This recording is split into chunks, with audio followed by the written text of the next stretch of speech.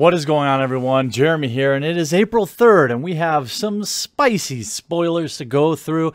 Now, some of these spoilers I talked a little bit about when we were going over the mechanics from Amonkhet, but let me just put on my spectacles here so we can take a look at not only some more vanilla spoilers, but some crazy new invocations and gods and all sorts of interesting stuff. So we start with In Amonkhet's Name. This is a 2-drop. Zombies you control get +2/+1 until end of turn. Nice instant. All their creatures you control get +1/+1. So we've already seen the zombie creature type creeping around. So it'll be nice to see if we get some sweet zombie tribal going. Then we have Crocodile of the Crossing. This is a 4-mana uncommon. A 5/4 with haste for 4 is spicy. And when it enters the battlefield, put a -1/-1 counter on target creature you control. So, you know, proper drawback, interesting use of the counters, maybe some fun ways to play around with those down the road. Then we have a Anointer Priest. We talked about this a little bit before.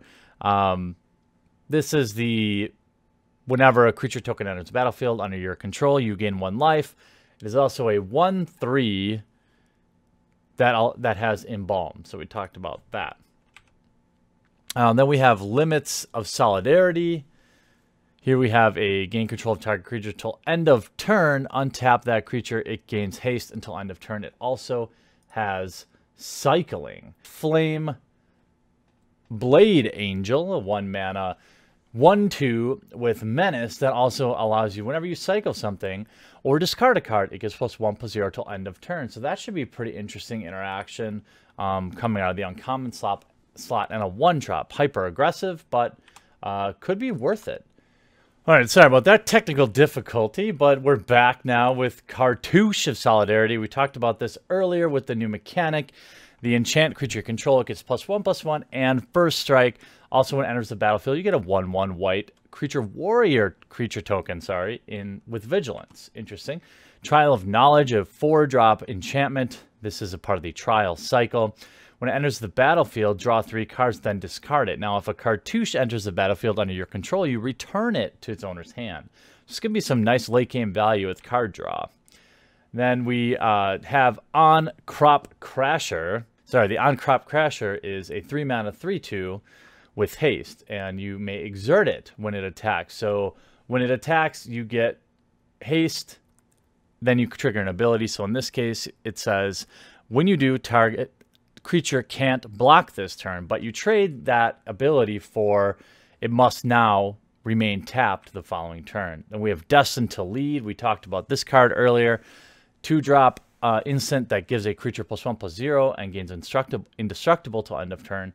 But also, it and has the Aftermath ability where you can cast it from your graveyard for 4 mana, where all creatures able to block target creature this turn must do so. Then we have Nest of Scarabs, 3-mana enchantment. Whenever you put 1 or more -1/-1 counters on a creature, create that many 1/1 black insect creature tokens. So this would go good earlier with the Crocodile, so you could still get the same value at the expense of maybe another creature that you have. Okay, now let's get into a very interesting looking spoiler today is the new basics, and they all look incredible. Of course, it always leaves me wanting full art, but Titus Winter did a great job on all of these. Let's take a look at the various arts. Maybe you have a favorite. I don't know yet what I like. Of course, mountains are great. Swamps are great. Look at that swamp. This is probably my favorite. It's probably my favorite. But the new basic and land art is incredible. Okay, we may have saved the best for last. We saw the first god of this block spoiled, and I suspected there would be gods long ago, but they definitely changed them quite a bit. This is a 4-mana 5/4 with indestructible and haste, which as it stands alone is bananas.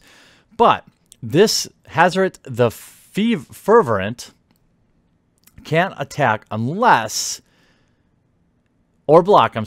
you have 1 or fewer cards in hand. You can pay 3, discard a card. Hazoret deals 2 damage to each opponent. So you can drop your You can cycle cards, you can discard cards, you can trigger What was the last mechanic in the last set with the discard ability? I forget. But anyway, there's any number of ways to get cards out of your hand.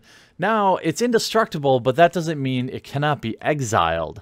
So if you dump your hand and you have this creature on the board and somebody exiles it, it's going to feel pretty bad. Now, it's not a bad finisher or late game if you just leave it chill out there and you discard unusable lands to shock somebody to the face every single time. And this is to each opponent, by the way.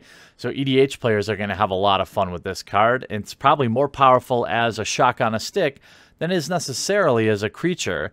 Some interesting changes, though, to the gods this time around. We don't see any of what we saw the first time around with gods, other than the indestructible and the ability on it. It's not an enchantment, which I thought was curious, and no devotion. So I thought, devotion, I talked to a few people. Some people thought devotion wasn't that great of a mechanic.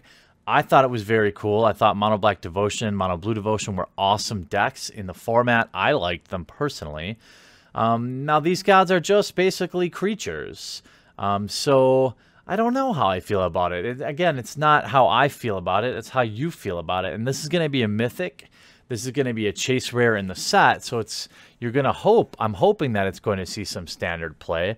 And what we also saw, which I suspected the 5 remaining invocations would be the gods, and they are, in fact, that. So here we have kind of like the final version, and then we have kind of like, it's hard to tell on size. So scale is important here.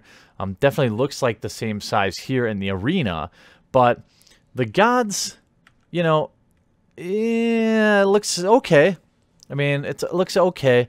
I definitely like to see the gods in this card frame. That's for sure. But it's interesting. I almost don't know which one I like better. I still think I like the original card frame. So here we are on April 3rd. I don't know exactly how many days I'm going to be able to cover spoilers for you. But one thing, if you want to be informed when I upload spoiler videos, make sure not only are you subscribed, but you also click that bell so you actually get a notification when I upload them. It takes just a second, and you'll be notified the minute I upload a video. I'm going to try to cover spoilers pretty aggressively with probably videos each day, at least as long as there's something relevant. So, of all the cards that were spoiled today, what are you most interested to see?